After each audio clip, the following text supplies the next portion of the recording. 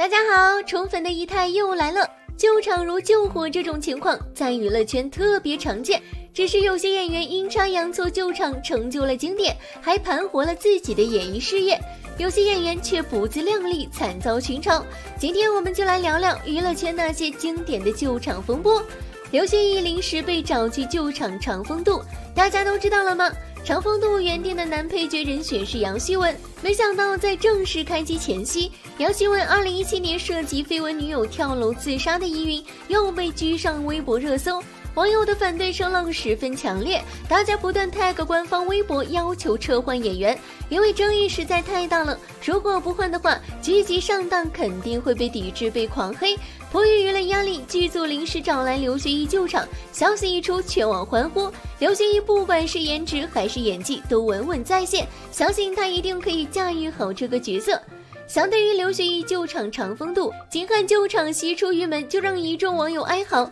毕竟他的军90实在太拉了，而且原定人选京超呼声还很高，可是京超被卡在前一个剧组杀不了清，因此赶不上西出玉门的开机时间，剧组才找来金瀚临时救场，但消息一出，大家都不乐意了，只能怪金瀚的观众缘实在不太好。《宁安如梦》原定的男主角人选为张彬彬，但张彬彬被卡在3分野剧组，延迟了杀青，赶不上《宁安如梦》的开机时间，因此不得不找人替换，而剧组就找来自家力捧的新人演员张凌赫救场。张凌赫虽是名气不高的新人，可是古装神颜备受瞩目，今年接拍单改剧《天官赐福》获得关注，是接下来许多人压大爆的潜力股，所以大家还是蛮看好张凌赫和白鹿搭档。除了这些待播剧，好多已经播出的剧集也上演了多次救场风波。就拿《长歌行》来说，其实这部剧原定男主并不是吴磊，而是屈楚萧。当时屈楚萧都进组进行武术训练了，但却在正式开机前几天被换掉，似乎是和经纪公司闹解约有关，所以资源才被拔除。而投资《长歌行》的鹅厂也有意找一个知名度更高的演员，后来吴磊才临时被找来救场。屈楚萧换成吴磊后引起不小争议，因为童星出身的吴磊长得太稚嫩了，网友觉得他和霸气的角色完全不契合，且和迪丽热巴相差7岁，感觉没有 CP 感。但追过剧后大家都真香了，吴磊一夜之间从男孩蜕变成男人，荷尔蒙爆棚，人气也一度飙升。宋茜主演的《节爱千岁大人的初恋》也是临时救场，这部剧原定是钟楚曦搭档黄景瑜，当时钟楚曦凭着电影《芳华》声名大噪，而她出演《节爱千岁大人的初恋》是板上钉钉的事，然而却在开机前夕换成了宋茜，当时引起不小争议，因为那时的宋茜的演技被狂黑，网友都认为宋茜没演技，却中途截胡钟楚曦的角色。后来导演陈正道出来为宋茜平反，表示宋茜并非截胡，而是救场，因为和钟楚曦公司的沟通没有结果，所以在开机前2-3周才找来宋茜救场。后来事实也证明了宋茜在《节爱千岁大人的初恋》的演技大跃升，也就是从这部剧开始，她逐渐洗白。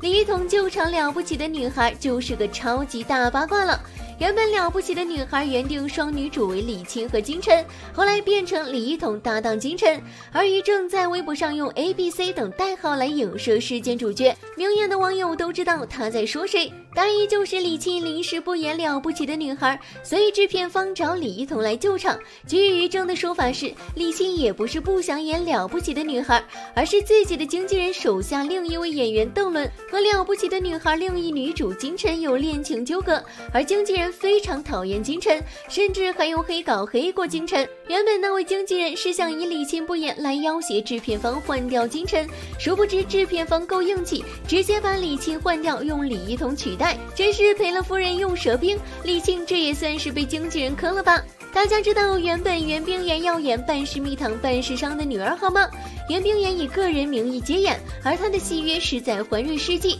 环瑞并不知道她接了这部剧。就在袁冰妍已经进组差不多1个星期的时候，环瑞知道了这件事，对袁冰妍私自接戏的行为表示不满，于是勒令袁冰妍马上停止拍摄这部剧，立刻回公司待命。剧组在情急之下才找来演员萧燕救场，继续进行拍摄。虽然萧燕的知名度不高，但她把角色演得讨喜可爱，且她先前和白鹿已经合作过《招摇》，到了《半世蜜糖》《半世伤》再度演闺蜜，默契十足。赵丽颖出演青云志其实也是救场，当初青云志第一女主人选为正炙手可热的杨颖，连定妆照都已经拍了，然而杨颖却在即将开拍前夕临时辞演。有一种说法是她被找回去补拍电影《摆渡人》，所以赶不上开机时间；另一种说法是她再三考虑后决定改接下戏份更多的古方不自赏。总之，最后杨颖就是辞演了。后来剧组因为和赵丽颖很好，再三邀请才让赵丽颖去救场，殊不知杨颖却错过了一个大爆火的机会。青云志成为2016年年度爆款剧王，赵丽颖诠释的碧瑶备受观众喜爱，网友都说幸好是赵丽颖演，不然可能就不会爆了。错失大爆剧和经典角色的演员还有佟丽娅。原本30而已选角的时候，女主顾佳定的是佟丽娅，但不知道粉丝从哪儿听到的内部消息，说这个女主的人设不行，丈夫出轨以后还苦苦委曲求全。联想到当时陈思诚的出轨风波，总有种影射现实、嘲讽佟丽娅的意思。事实证明，顾佳这个角色人设明显是女主天花板了。可惜当时在粉丝的联名抵制下，佟丽娅没能坚持下去，反而做了个顺水人情，请自己的好姐妹童瑶救了场。不救不要紧，这一救就救出了一个白玉兰事后，让童瑶的演艺事业重现生机。最讽刺的是，一边是年度爆款30而已，一边是佟丽娅演技被群嘲的完美关系，人气对比简直不要太明显。同样是救场把自己救出事业新高峰的还有朱一龙。看过单改剧的应该都知道，初代单改剧《镇魂》这部改编自P大同名小说的大 IP， 起初投拍时却有些不被看好，拍到后来直接资金链都断了。原本沈巍的选角也并不是朱一龙，而是任彦凯，但是即将开拍时任彦凯反悔了，于是剧组请来了朱一龙来救场。不得不说，也正是这一救场成就了《镇魂》。如果不是朱一龙和白宇的演技带飞全场，就凭着为了过审改得乱七八糟的剧情，很难相信能开启内娱短暂的单改盛世。有人临时反悔错过爆剧，自然也有人幸运捡漏成功出头。凭借御赐小仵作和大宋少年志崭露头角的新生代小花苏晓彤，就是这样一个天选幸运儿。御赐小仵作原定的女主因为价格太高没谈拢，最后导演韩冰敲定了当时还籍籍无名的苏晓彤。大宋少年志开机时选定的演员是00后的蒋雨曦，但她却为了高考放弃了，最后裴景这个讨喜的角色就给了来救场的苏晓彤。不得不说，虽然有一定运气的原因，但是这也证明了苏晓彤稳扎稳打不浮躁的一面。而且相比原定的裴景扮演者，苏晓彤明显更符合小景那种甜美可爱的气质。如果真的换一个人，大家也不一定那么喜欢看王府井 CP 了吧。有换人换成经典的，自然也有换人拉垮的。爱看早期古言小说的应该都听说过一见容止终生误这句话，在于正还没买下版权翻拍前，容止可以说是古言里的高人气男主。然而这一切都在真人化后发生了翻天覆地的变化。原本风球皇的选角定的是于正旗下的米热和杨蓉，然而女主被替换成关晓彤后，据说投资人觉得男女主看上去不搭，于是又紧急找到了当时还没毕业的宋威龙。说实话，宋威龙现代装挺阳光帅气的，奈何古装造型实在有些拉垮，而且凤求凰剧组本身的服道化就有些离谱，女主的缝纫机头，男主的贴头皮发套，再加上这部剧拍着拍着就和原著相差了10万8千里。不仅白鹿的原创角色戏份贼多，剧情也是稀碎。最后腹黑深情活在读者心里的容止，就此被宋威龙的真人版拽下了神坛，制片人被真人连累也是你究竟做了什么，又为何从巅峰掉了下来？接下来姨太就和大家一起看看吧。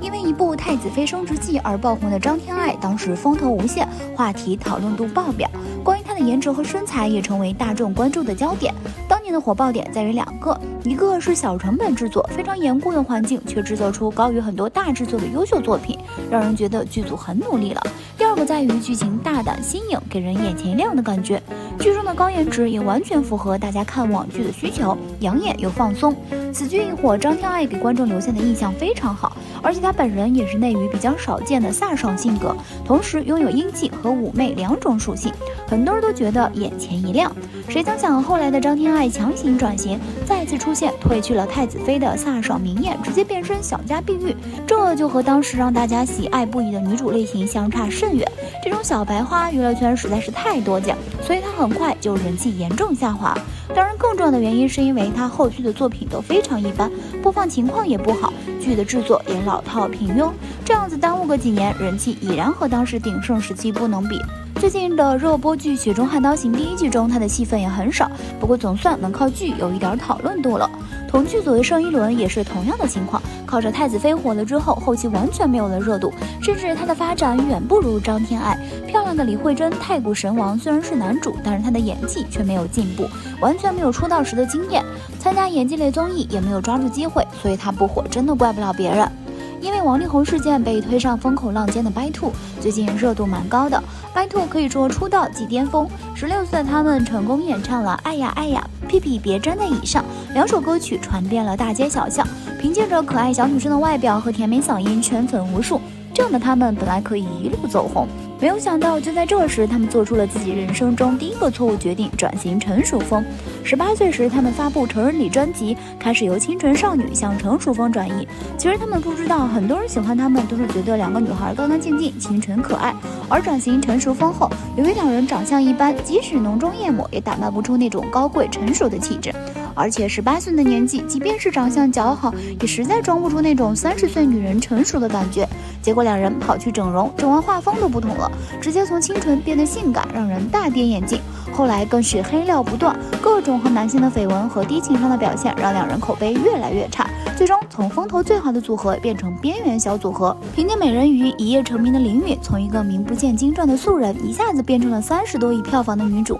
影片里的林允虽然不是非常美丽，但是胜在灵动可爱，人气一时之间非常高。可以说林允出道之后的起点非常之高，首部作品的成绩都是很多演员奋斗一辈子都无法达成的。以美人鱼为起点，当时很多人都以为她会在圈内如鱼得水，像某女郎那样闪耀，然而没想到却是出道即巅峰。美人鱼之后，林允不仅演技没有进步，还成为了烂片女王。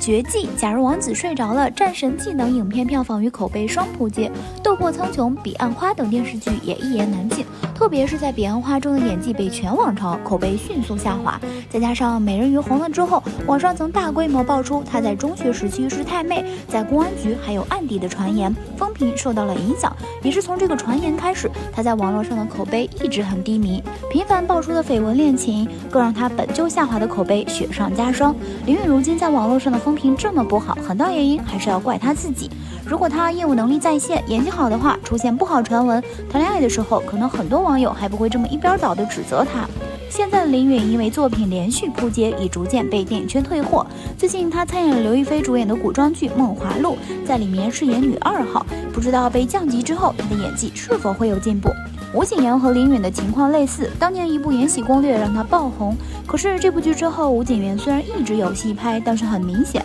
这些年来她的演技提升的并不多，像是没有认真琢磨过角色一般，表情实属夸张，演戏摇头晃脑、瞪眼跺脚，不仅没有代入感，还会让观众看得很不舒服。当然，如果只是演技差那么简单，还不至于热度消失的那么快，毕竟黑红也是红。要说到吴谨言现在的存在感为什么会变得那么低，还是因为她本人。吴谨言凭借《延禧攻略》爆红，并且凭借魏璎珞这个角色拿到了华鼎奖电视剧最佳女演员奖。或许正是这些荣耀和夸奖，让她迷失了自己。出名后带20个保镖出门，甚至耍大牌耍到了央视。先是在谈好的采访中擅自更改地址，还叫采访组在半小时内来到新地址，并且支付场地费用。最终吴谨言直接被官方点名。吴谨言虽然事后有道歉，但显然这是远远不够的。吴谨言给观众留下的印象已经变了。现在不管是电视剧还是热搜，关于吴谨言的消息都少了很多，似乎《延禧攻略》带来的好处只持续了那么一段时间。不知道该说于正看人的眼光不准，还是要说吴谨言不会把握机会。总之，吴谨言要想回到当初那么红的时候，已经是很难的事儿了。前段时间上了热搜的金子，让很多人都感慨，距离红苹果乐园已经过去那么多年了。然而这么多年过去了，我们基本没有听到过星子的任何消息。而同剧组给他做配角的黄圣依已经是家喻户晓的明星。星子当年出演偶像剧，即使脸蛋不是很漂亮，但胜在很有灵气。那时候内地偶像剧也比较少，所以还是火了。只是他的长相在娱乐圈确实没有优势，限制了他的发展。到后来也没有优秀的作品，这些年就淡出了娱乐圈。不过现在的他依旧年轻有活力，积极的生活态度还是很让人欣赏的。沈月在出道前是个网红，凭借各种日系甜美写真被很多人喜欢。结果出镜后让人大失所望，纷纷大喊照片。但是颜值普通，在娱乐圈依旧有火下去的。可惜沈月后续作品跟不上，演技又非常拉垮。内地版的《流星花园》里的杉菜更是伤害到观众的眼睛。到了《七月与安生》，还被另外一个女主从颜值到身材全方位吊打。颜值不出众，演技不出彩，在竞争激烈的娱乐圈想再出头，真的太难了。致青春的女主杨子姗和沈月恰恰相反，她既有颜值又有气质，凭借着个人单曲进入演艺圈。没想到初出茅庐的新人却得到了赵薇的力捧，意外成为了致青春的女主角，甚至拿到了金鸡奖。杨子姗平步青云，瞬间成为了炙手可热的小花。让人意外的是，她却在事业巅峰突然淡出了演艺圈，原因是为了在家照顾老公。这个决定影响了她的事业，没有了曝光率，对演艺圈新人的打击是致命的。所以直到1-2年之后才逐渐有剧组找她拍戏，但是女主角肯定轮不到她了。不过杨子姗却一点都不后悔，因为在她看来，在爱情面前事业微不足道。陈学冬凭借在《小时代》收获了不少人气，帅气的外表加上当时郭敬明的力捧，人气蹭蹭蹭的往上涨，俨然一线男星的架势。然而离开了郭敬明，陈学冬后继发展无力，演了电视剧，完全暴露了自己演技上的缺失。到现在可选择的剧已经不多了，人气也越来越低。《芳华》这部剧让苗苗大火，一部剧里还火了钟楚曦。不过这部剧风头过后，钟楚曦后面片约不断，虽然反响也并没有多好，但是曝光量还是跟得上的。钟楚曦通过穿搭在红毯上大放异彩，话题度有了。而苗苗虽然后面也有几部作品，但是热度已经基本没有了。有人说是因为苗苗太过单纯，洁身自好，所以让大佬们不满。这是不是真的，我们不得而知。不过现在的苗苗已经有了幸福的家庭，这或许才是她更想要的吧。这么多年了，我们记住陈瑶的作品依旧只有最初的《五行法师》里那个鬼魅女娃岳绮罗，暗黑萝莉实在太带感，即使是反派也是一个让人印象深刻的反派。她后来没有大火的主要原因也是后续再无超越的作品，所以人气下滑严重。江凯彤起初是李湘力捧的女星，凭借姣好的容貌让不少人记住了她。然而家境殷实的她事业心不是那么强，在最初的一不小心爱上你火了之后，就开始把重心放在爱情上。先是被传介入张翰郑爽的感情，后来和翟天临的恋爱撕得非常难看，最后又是介入陈翔和毛晓彤的感情，名声算是全毁了。多年后他想给自己洗白，结果被毛晓彤的录音直接锤死了。看来明星想要长红不衰，要么有个人特色，有话题度，能够吸引观众的眼光，要么有实力有好的作品，要么品德端正，10年如一日。否则再漂亮的脸蛋，再优秀的人，迟早都会被遗忘，成为可悲的昙花，风一吹什么都没有了。好了，今天的视频呢就分享到这里了。如果喜欢 C 台的视频，就请多多点和关注， C 台每天都会更新精彩娱乐资讯哦。